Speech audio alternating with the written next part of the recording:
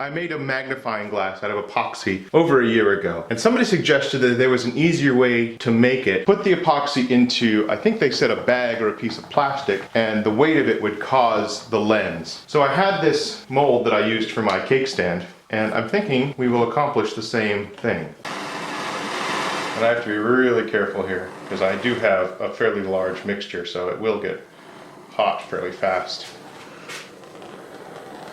So adding to that heat is not a really good idea.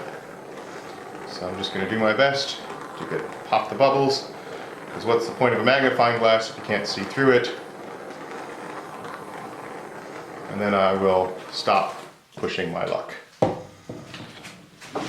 No whammies. So this is why they tell you not to use more than 6 ounces at a time. The resin has started to gob up and cure unevenly, and I've got great big bubbles, and I can actually see steam coming off of it. I don't think epoxy is the best choice for this. I've heard tell that clear polymer resin you can pour as much as you want without worrying about this. So I'm gonna go to the store and see if I can't find some polymer casting resin. So I bought some resin that is polymer resin. It's clear polymer casting resin. So the directions say that given the fact that I'm going to be having over 1.5 inches worth of depth in the center here, that I want to only use 4 drops of catalyst, which seems really, really small to me.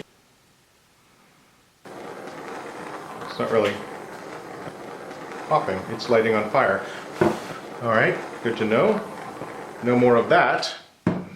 Okay, so mistakes were made, mostly in my reading of the directions, and I misread it. It wasn't 4 drops for 1/4 of an inch and a quarter. It was 4 drops for 1 1/4 inches per ounce of resin. So after I poured it, I tried to add the catalyst and mix it back in, and it didn't really work. Some parts of it hardened and other parts of it didn't. So that was my fault. That was nobody's fault but my misreading of the directions. 1, 2, 3, 4, 25, 26, 27, 8, 23, 64, 65, 66, 67, 87, 88. Whew! And that's our counting for the day. The other thing I found is there isn't much I can do about bubbles. So I'm going to just pour it and walk away, which is hard for me because I'm a bit of a control freak. Okay, and now we wait. Here are my 3 attempts. This is epoxy resin. Second one, polymer resin with the catalyst issue. I was able to get it somewhat cleaned up, but it is still kind of sticky in places and leaves lots of marks and does not have a very good clarity. The third one came out pretty decent. But it did disfigure a little bit at the edges here, and it is still leaving prints on it. So, but I can mostly polish those out. But the clarity on it is actually fairly decent. Here's the first one. You can see, just because of the number of bubbles and deformities, this doesn't do a very good job at all, mostly shadow. And I'm losing the sun.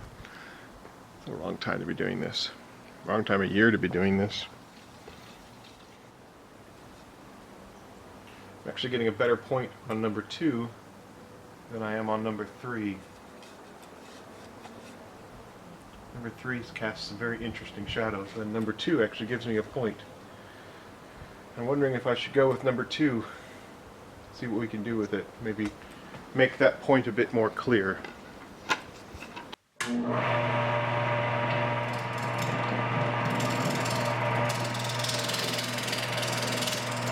So this is being held between centers. I've got it on a piece of plywood with a bit of drawer liner. I'm just going to try my best to get a shape on it that I like.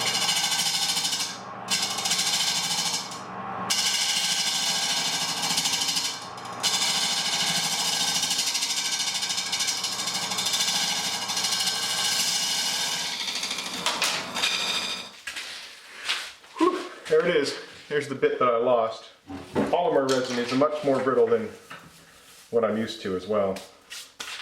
100 grit, 150, 180, 240, 320, 400, 600, 800. That's my formula. I will flip it over and do the other side as well. Okay, so this is my Beal buffing system. It has 3 wheels, Triple E, White Diamond, and Carnauba Wax are the 3 different substances you use. The wheels are different materials, linen through cotton or something. Anyway, it cuts more aggressive on the far wheel and polishes more on the near wheel. And I have found for resin, to avoid the far wheel altogether, it will just burn it. So I start with the White Diamond and then move to the Carnauba Wax. Cross your fingers. We'll see if we can make this work.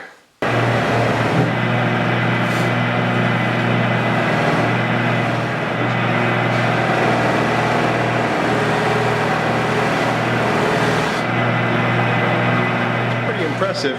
I'm going to go ahead and try risking it on my 3rd pour, the largest one. This is softer for whatever reason. I'm not sure, but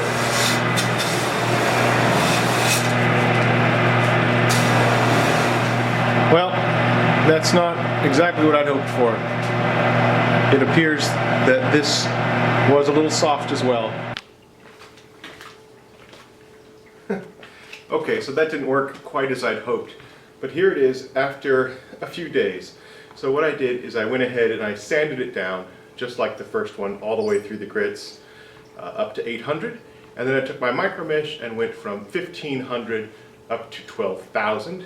And then I polished it on the Beal system. And I've got a very clear casting.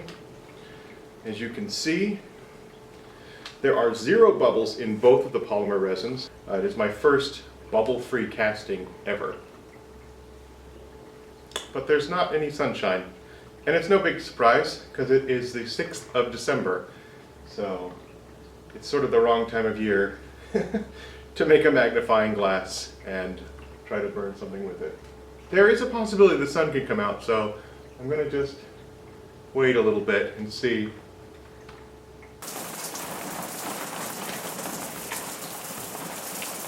This could pass. This could pass. Oh, the sun will come out tomorrow. Bet your bottom dollar that tomorrow there'll be sun.